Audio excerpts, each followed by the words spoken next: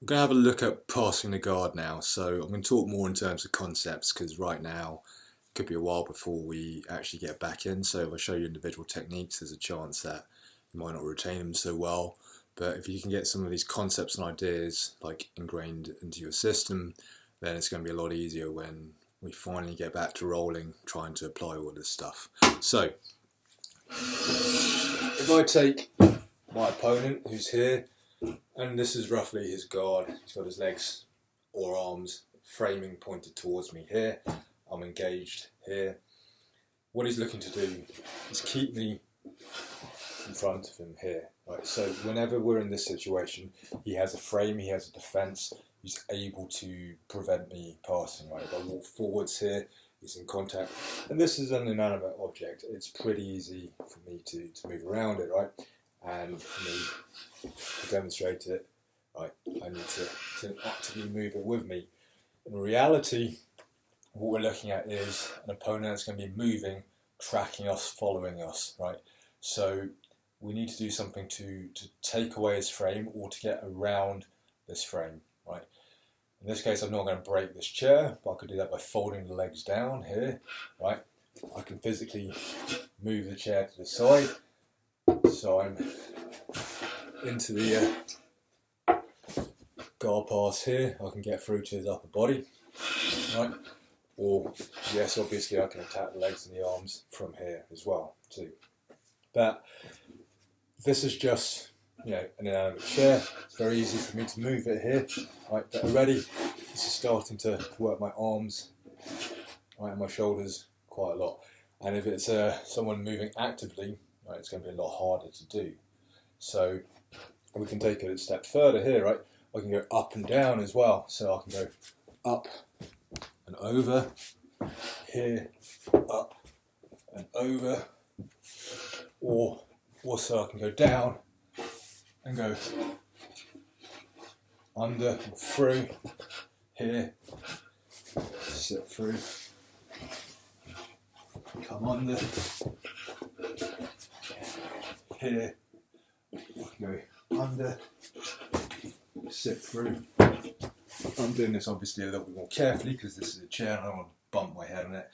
But we can go up, down, over, backwards as well as forwards.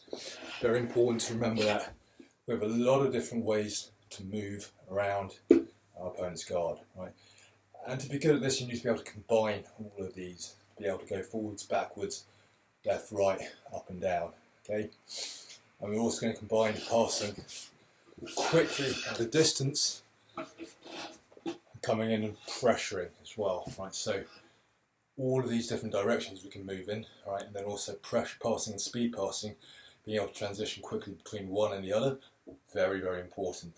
But today I'm going to talk to you about something a little different here, which is, or something more specific, like lateral movement and how we're going to create this. So if I'm working with my opponent in guard here, I can try and move his legs or his arms, like I said before, right? And move him, right? But the more I'm just doing this with my arms, the harder it's going to be. Again, just a chair, pretty easy. But if I do this with an opponent, it's going to be a lot harder, right? So here, I can just try and move it sideways. I can do it, it's just a chair. If I'm trying to move my opponent, the easiest thing to do is use my whole body. So if I step my whole body to the side, lock everything in place, here, elbows in, and then I move my body back, right? I'm using my whole body to move my opponent to the side, here, right? So in weightlifting terms, right, you know, you can't bicep curl as much as you can deadlift. Pretty self-explanatory. One, you're just using your arms. Another, you're using your entire body. I want you to think about the same principle here, which is how much can you move just with your arms versus how much can you move with your entire body. And obviously as a trade-off, we have a little bit less mobility. We have to move our entire body, but it's going to be a lot more effective when you're trying to move them. So here I can work getting my entire body underneath and then moving and using that movement of my whole body to tilt my opponent and notice that I'm on the side of his legs now. I can fold him over, go into leg weaves, leg drags, that sort of stuff here, right? But I'm still trying to move my opponent, right?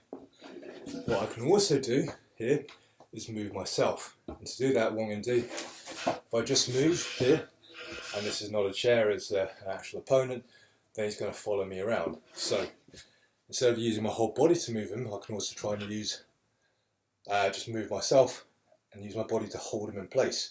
So here, whereas before he was following me, and now I can make him follow me.